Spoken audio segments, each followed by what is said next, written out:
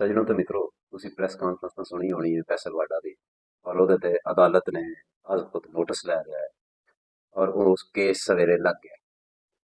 ਵਾਡਾ ਸਾਹਿਬ ਜਿਹੜੇ ਨੇ ਉਹਨਾਂ ਨੂੰ ਅਦਾਲਤਾਂ ਨੇ ਬੁਲਾ ਲਿਆ ਕਿ ਆ ਕੇ ਪੇਸ਼ ਹੋਵੋ ਤੇ ਪਗੜੀਆਂ ਵਾਲੀ ਜਿਹੜੀ ਗੱਲ ਤੁਸੀਂ ਕੀਤੀ ਹੈ। ਫੈਸਲ ਵਾਡਾ ਦੀ ਬੜੀ ਸਖਤ ਵੈਸੇ ਪ੍ਰੈਸ ਕਾਨਫਰੰਸ ਸੀ, ਇਹਦੇ 'ਚ ਕੋਈ ਸ਼ੱਕ ਨਹੀਂ, ਲੇਕਿਨ ਇਹਦੇ ਤੇ ਅੱਜ ਨੋਟਿਸ ਲੈਣਾ ਚਾਹੀਦਾ ਸੀ ਅਦਾਲਤ ਨੂੰ। ਉਹਨੇ ਬੜਾ ਅੱਛਾ ਕੀਤਾ ਹੈ ਔਰ ਸਵੇਰੇ ਕੇਸ ਲੱਗਾ ਹੈ, ਵੇਖੋ ਕੀ ਬਣਦਾ ਹੈ।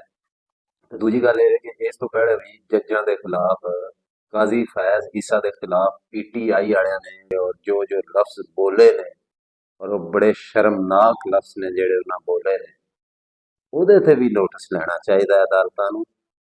ਫੈਸਲ ਵਾਡਾ ਦੇ ਪ੍ਰੈਸ ਕਾਨਫਰੰਸ ਤੇ ਤੁਹਾਨੂੰ ਨੋਟਿਸ ਲੈ ਲਿਆ ਹੈ।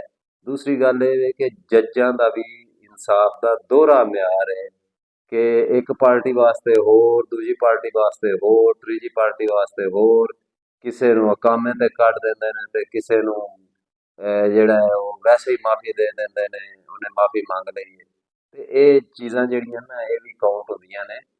ਤੇ ਬਾਕੀ ਜੱਜਾਂ ਦੀ ਤੋਹੀਨ ਨਹੀਂ ਕਰਨੀ ਚਾਹੀਦੀ, ਜੱਜਾਂ ਦੇ ਬਾਰੇ ਗਲਤ ਲਫ਼ਜ਼ ਨਹੀਂ ਬੋਲਣੇ ਚਾਹੀਦੇ, ਮਗਰ ਜੱਜਾਂ ਨੂੰ ਵੀ ਇਨਸਾਫ ਜਿਹੜਾ ਹੈ ਉਹ ਇਨਸਾਫ ਦਾ ਤਰਾਜ਼ੂ ਜਿਹੜਾ ਹੈ ਉਹਨੂੰ ਸਹੀ ਰੱਖਣਾ ਚਾਹੀਦਾ ਹੈ ਨਾ।